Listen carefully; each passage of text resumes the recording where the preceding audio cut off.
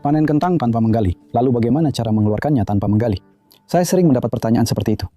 Pertama kali lihat, kami menariknya keluar. Jadi di sini ada Adam dan Anne yang membantu dan mereka memotong bagian atasnya sebagai langkah pertama. Jadi ini adalah kentang Jezi, varietas kentang panen awal menenah yang ditanam belum lama ini. Kurang dari 3 bulan yang lalu, sekitar 2,5 bulan. Semua ini hanya membutuhkan waktu sebanyak itu untuk tumbuh. Jadi ini adalah penanaman pertama. Pada dasarnya, ini adalah jenis kentang panen awal menengah. Jadi ada pertanyaan juga, selain memanen kentang, apa yang akan kita tanam setelahnya? Dan dalam kasus ini, kita akan menanam prei. Jadi saya sudah punya beberapa tanaman daun bawang yang disemai pada awal April, di tray semai modul, dan dipindahkan ke pot pada akhir Mei. Dan mereka sudah siap untuk ditanam di tanah.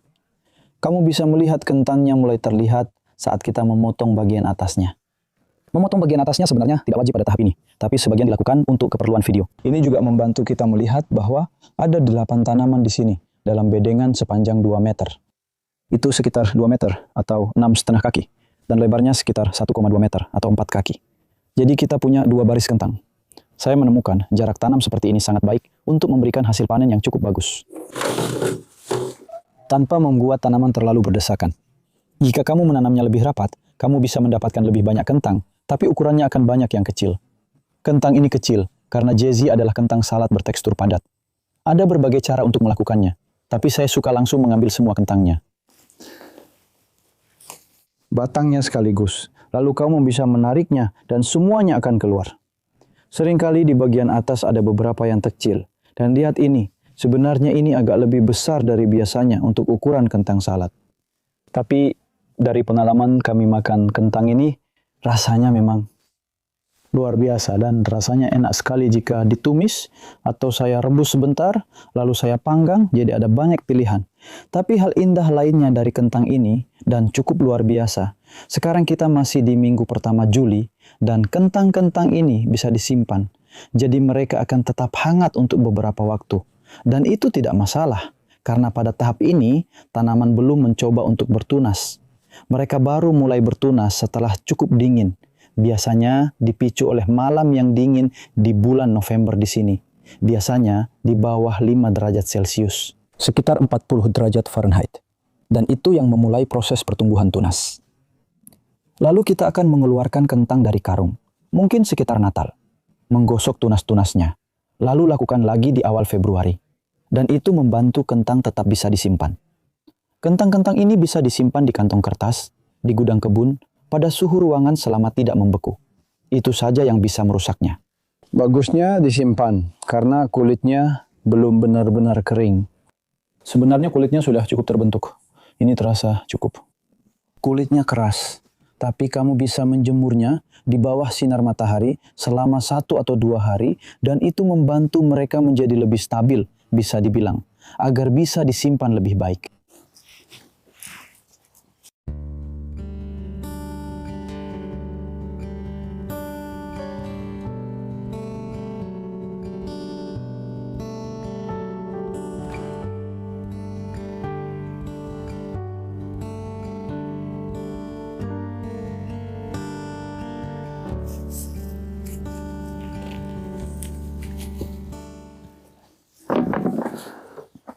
Jadi, tahun ini cukup kering, tapi tetap saja ada sedikit kerusakan akibat siput telanjang.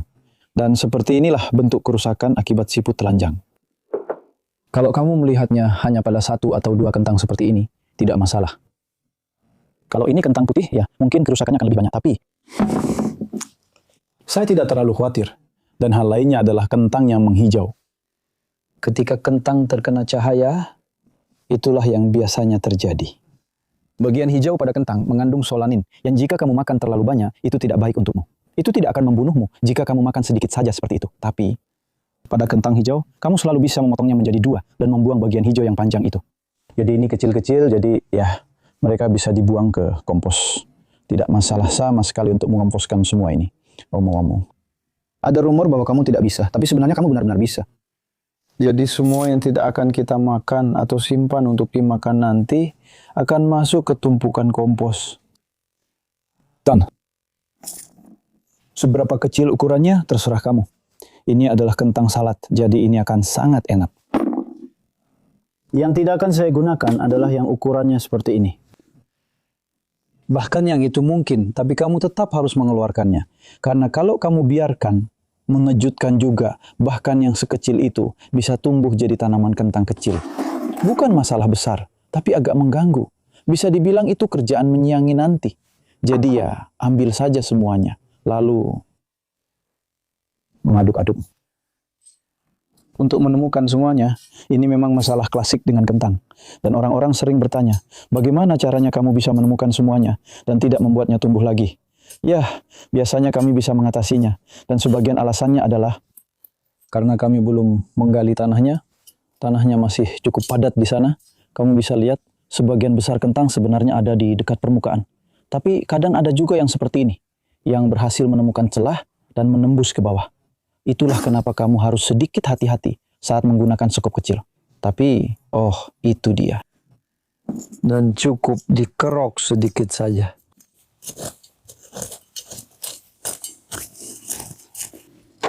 Ini petunjuknya. Telur siput telanjang. Jadi ini menunjukkan bahwa mereka sedang bersembunyi. Dan ketika cuaca berubah, telur-telur ini akan menetas. Jadi saya akan memasukkan semuanya ke dalam tumpukan kompos. Kebetulan kami sedang menanam bawang prei dan mereka tidak terlalu rentan terhadap siput. Siput akan selalu ada bersama kita. Mereka hanya kurang terlihat saat cuaca kering karena mereka tidak bisa melakukan banyak hal. Jadi mereka seperti masuk ke masa hibernasi. Tapi sayangnya mereka tidak menghilang selamanya dan mereka akan kembali untuk melakukan tugas mereka, yaitu membersihkan sisa-sisa tanaman. Jadi sekarang kita punya permukaan yang kaya kompos. Karena kita menimbun kentang ini dengan sedikit kompos jamur dan kompos limbah hijau di atas pupuk kandang. Sebagian besar bedeng ini telah diberi makan selama bertahun-tahun. Tanahnya telah diberi pupuk kandang, baik itu kotoran kuda atau bahkan kompos dari toilet kompos 2 tahun lalu. Ceritanya sama dengan hewan-hewan lain. Dan sebelumnya, kami sebenarnya sudah memanen parsnip sebelum panen kentang ini. Dan parsnip terakhir diambil pada bulan April. Jadi, bisa dibilang bedengnya tidak sepenuhnya digali, tapi memang sedikit lebih gembur dari biasanya yang saya lakukan. Tapi semuanya adalah parsnip dari ujung ke ujung. Dan ini adalah percobaan 3 petak. Jadi yang saya lakukan di sini adalah menggunakan pupuk kandang, lalu itu adalah kompos jamur dan kompos limbah hijau. Keduanya metode tanpa olah tanah. Dan yang paling jauh kami menggemburkan tanahnya dengan garpu taman untuk melonggarkannya. Dan Adam melakukannya pada bulan April. Jadi Anda tahu apakah itu membuat perbedaan? Atau kalau memang ada, bedanya apa? Kita akan lihat, kita akan panen masing-masing dari 3 bedeng ini yang semuanya memiliki jumlah yang sama. 8 tanaman kentang pada waktu yang bersamaan. Semuanya pada dasarnya sama, kecuali kompos hewan, terutama bukan kompos hewan, dan pembajakan tanahnya. Dan kita akan lihat bagaimana perbandingannya. Sekarang saya akan memadatkan tanah ini, lalu menyiramnya. Dan setelah itu kita bisa menanam bawang prei.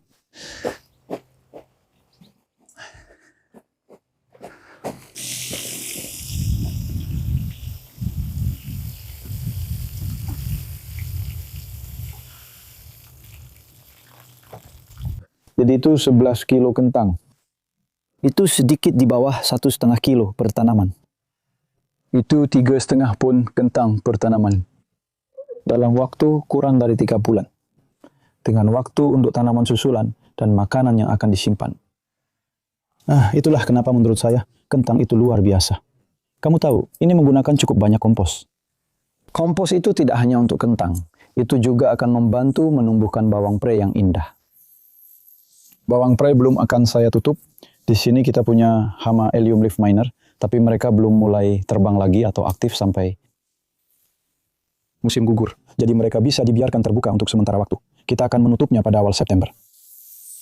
Dan kalau kamu bertanya-tanya, kenapa kami menambah air lagi meskipun kelihatannya sudah cukup basah? Itu karena butuh waktu agar air benar-benar meresap dan masuk ke dalam tanah. Dan saya ingin membuatnya cukup basah sebelum kami menanam bawang prei. Itu akan membuat penyiraman berikutnya jadi lebih mudah jika kamu tahu dari mana kamu memulai, yaitu dengan tanah yang lembab. Jadi, hal berikutnya adalah menyiapkan penanaman bawang pre. Kita akan tahu saat menanam bawang pre, seberapa lembab tanahnya sebenarnya.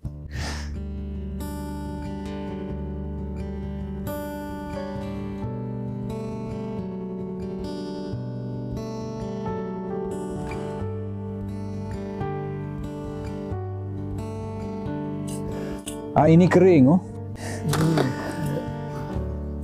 Ayo. Waduh. Oke, jadi mungkin karena ini di pojok, tapi lihat di sini. Ini setelah musim semi yang sangat kering, lihat debunya itu. Dan untungnya ini kompos, jadi setidaknya bisa saya keluarkan. Tapi kalau ini tanah murni, saya pasti kesulitan membuat lubang ini. Saya tahu, karena kemarin saya menanam beberapa bunga dari pot 1 liter. Dan itu butuh lubang yang lebih besar. Dan di tanah itu tidak banyak kompos, jadi tidak mudah menanam bunga-bunga itu. Jadi, apa? Artinya, menurut saya, biarkan saja tidak diisi penuh, supaya kita bisa membuat cekungan yang bagus di sekelilingnya. Agar air bisa mengalir ke lubang tanam, ini akan membutuhkan lebih banyak lagi. Tapi, yang bisa kita lakukan setelah bawang pre ditanam adalah memberikan air secara langsung ke setiap tanaman bawang pre. Setidaknya, pada tahap awal ini, itu masih memungkinkan. Dan seberapa dalam menanam bawang pre. Yang satu ini saya tanam agak lebih dalam. Saya berhasil membuat lubang yang lebih dalam. Semakin dalam Anda menanam, itu memungkinkan untuk daun bawang karena nanti batang atau tangkainya akan lebih putih. Padatkan soalnya dan. Tapi jangan terlalu dalam juga, karena kalau kamu menanam terlalu dalam, sebagian akan sulit dicabut dan menurut saya batangnya akan tumbuh sangat panjang, tanpa harus terlalu dalam. Hanya saja warnanya tidak akan putih, tapi tetap hijau muda dan rasanya tetap manis. Dan varietas ini adalah Jolan, yang merupakan termasuk varietas panen awal gelombang kedua. Jadi Jolan sangat bagus untuk panen musim gugur. Jolan juga akan bertahan di musim dingin yang ringan. Tapi salah satu alasan utama saya benar-benar menyukainya adalah karena hama pengorok daun. Karena jika akan ada kerusakan pada daun bawang, biasanya mereka muncul mulai pertengahan Oktober ke atas. Jika Anda sudah punya daun yang besar, maka Anda sudah bisa panen besar sebelum hama tersebut menyebabkan terlalu banyak kerusakan. Jadi, saya akan mengambil segumpal tanah ini untuk menunjukkan kepada Anda. Karena saya sering ditanya soal ini, seperti, oh tanah saya padat, apa yang harus saya lakukan? Anda bisa lihat betapa kerasnya tanah ini. Tapi itu tidak sama dengan tanah yang padat. Karena gumpalan-gumpalan ini meskipun keras, sangat keras. Saya masih bisa memecahnya dengan jari saya. Dan saat Anda melakukannya, Anda bisa melihat lubang-lubang kecil di dalamnya. Dan itu adalah tanda bahwa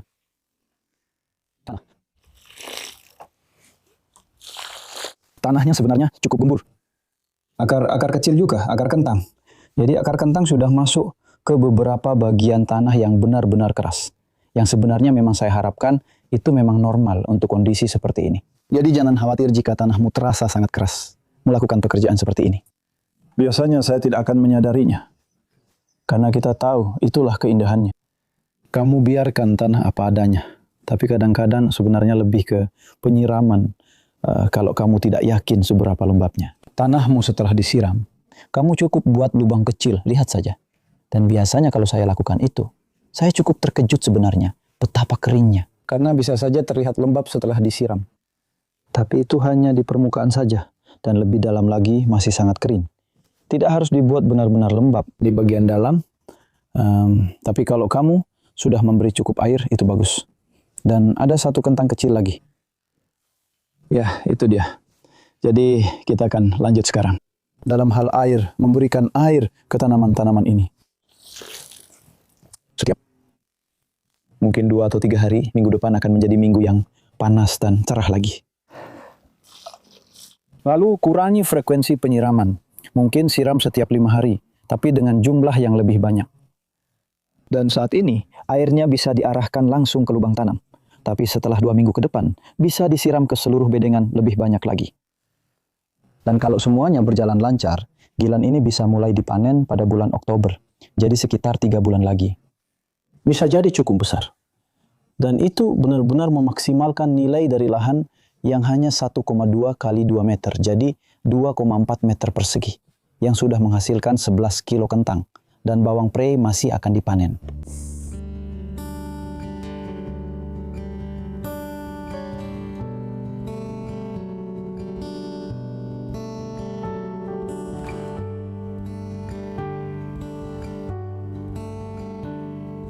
Panen ini berasal dari seluruh panjang lahan, yaitu 6,5 meter, dan lebarnya 1,2 meter bedengan, dengan jalur setapak 30 cm.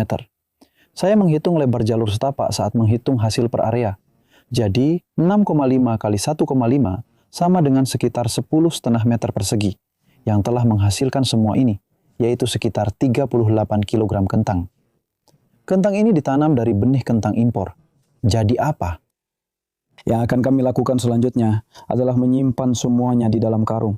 Lalu menjelang Natal, saat mereka mulai bertunas sedikit, kami akan mengeluarkannya, menggosok tunasnya, dan memilih yang bagus untuk benih musim semi berikutnya.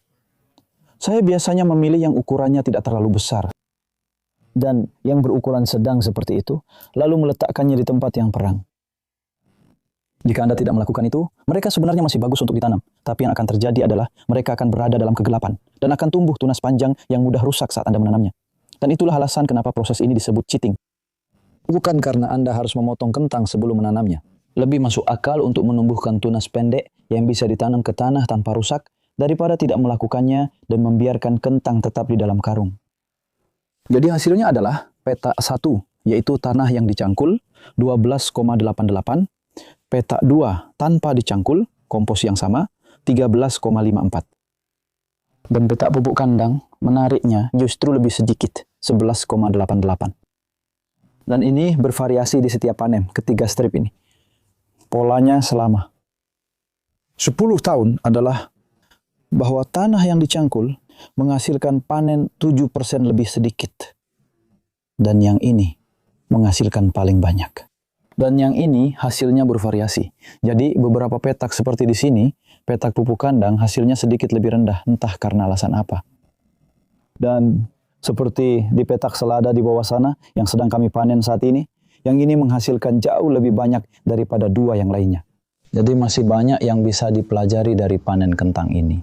Tapi saya harap Anda menikmati melihat potensi luar biasa dari kentang dalam waktu yang singkat. Pilih varietas yang Anda suka. Saya suka kentang ini karena teksturnya yang pulen, dan Anda bisa memanggannya, menggorengnya jadi keripik. Anda sebenarnya bisa melakukan apa saja, hanya karena teksturnya seperti itu.